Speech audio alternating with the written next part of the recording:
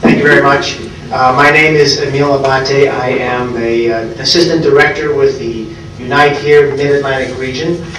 Specifically, I have been organizing and representing parking attendants and parking workers in the metropolitan region now for over 10 years.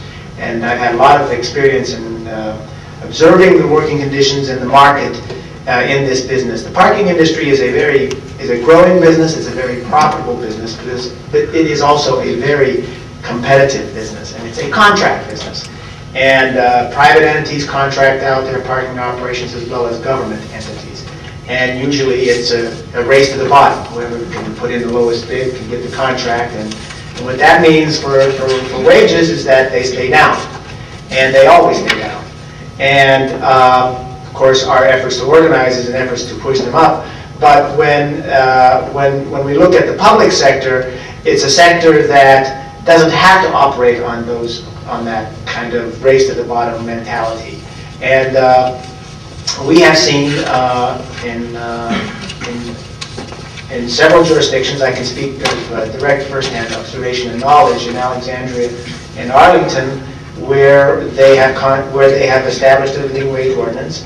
In the city of Alexandria, the parking attendants that work on the city of Alexandria parking lots are paid $12.05 per hour. And in Arlington, it's, I think, $11.98 per hour. So as you can see, it's right around the same thing. Let me say a little bit about the lives that the parking workers lead. The work that they do, of course, as you know, you all park in garages, as they collect money, they park your car, that sort of thing. But they also serve as, unofficially, security people because they keep an eye on things in the garage. They deal with customers who want to know how to get from A to Z. If you're, in Old Town Alexandria, they have a lot of visitors and tourists, and the first person they see after they park their car is the parking attendant. And so they add a lot of value to a local entity. And I have talked to too many, and I know my members well, and the ones who are not yet members, that they are working. When you hear the two jobs there, it's true, and it's 3 times at times. The other day I was speaking to one who works from 11 p.m. to 5 a.m. working, delivering one of these newspapers that are freebies, driving around in his car as a contractor. Then he goes to work at 7 a.m. to park cars until 3 p.m. So you figure that out now. He's got to go to work at 11, so between 3 p.m. and 11 p.m. he hasn't slept yet. So he has to have time to sleep. So what kind of life does that render someone, especially if they're trying to raise a family, try to start a family? And that has consequences, social consequences, I would submit to you. And so that's why we believe that the living wage, where we can implement it, has a very positive social purpose and goal.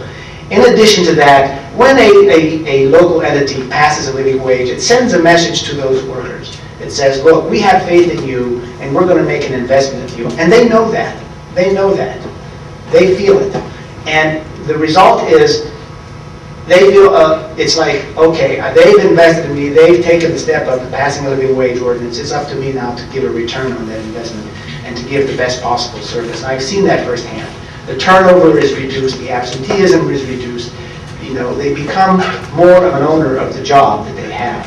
And so that is why, amongst many reasons, but those are the ones I want to highlight as to why passing the living wage is such a commendable and desirable goal for Fairfax County. Thank you very much.